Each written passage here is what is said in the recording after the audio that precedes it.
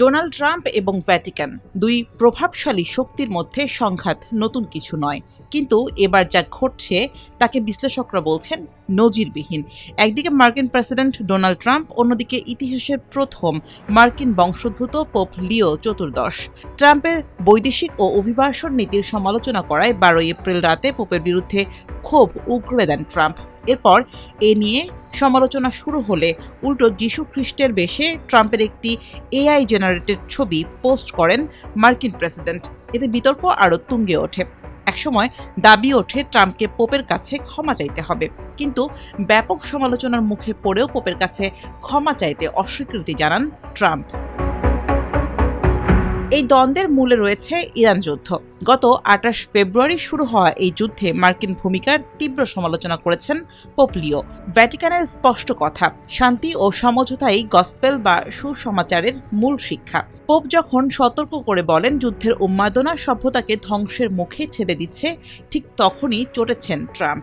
তার সাফ কথা, পোপ অপরাধ দমনে দুর্বল এবং ইরানের পরমাণু ইস্যুতে তিনি আমেরিকার স্বার্থের পরিপন্থী কাজ করছেন। তবে এখনও সমালোচনার কেন্দ্রে রয়েছে ট্রাম্পের পোস্ট করা এআই জেনারেটেড ছবিটি, যা নিয়ে তোলপাড় বয়ে যাচ্ছে বিশ্বজুড়ে। ছবিতে দেখা যায় যিশুর মতো আলখাল্লা পরা ট্রাম্প একজনের মাথায় হাত রাখছেন, আর চারপাশ থেকে ভক্তরা তাকে ঘিরে আছে। সমালোচকরা বলছেন ট্রাম্প নিজেকে যিশুর আসনে বসিয়ে ধর্ম অবমাননা করেছেন। সমালোচনার মুখে ছবিটি ডিলিট করলেও ট্রাম্পের ব্যাখ্যা বেশ অদ্ভুত। তিনি দাবি করেছেন তিনি ভেবেছিলেন এটি রেড ক্রসের একজন ডাক্তারের ছবি, যিনি মানুষকে সুস্থ করছেন। এর দায়ে তিনি চাপিয়েছেন ভুয়া সংবাদ মাধ্যমের ওপর। এদিকে পোপ লিও কিন্তু দমে যাওয়ার পাত্র নন। আলজেরিয়া যাওয়ার পথে তিনি স্পষ্টভাবে জানিয়েছেন তিনি ট্রাম্প প্রশাসনকে ভয় পান না। পোপের মতে ট্রাম্প গসপেলের মূল বার্তাই বুঝতে পারছেন না। ট্রাম্প পাল্টা আক্রমণ করে দাবি করেছেন পোপ লিও নাকি কেবল ট্রাম্পের সাথে ডিল করার জন্যই পোপ নির্বাচিত হয়েছেন। তিনি পোপকে রাজনীতি ছেড়ে ধর্মে মনোযোগ দেওয়ার পরামর্শও দিয়েছেন।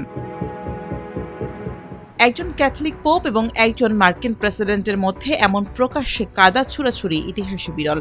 বিশ্লেষকরা মনে করছেন এই সংঘাত কেবল বিদেশ নীতি নয়, বরং আসন্ন দিনগুলোতে আমেরিকার অভ্যন্তরীণ রাজনীতি ও ধর্মীয় মেরুকরণকেও আরও উস্কে দেবে।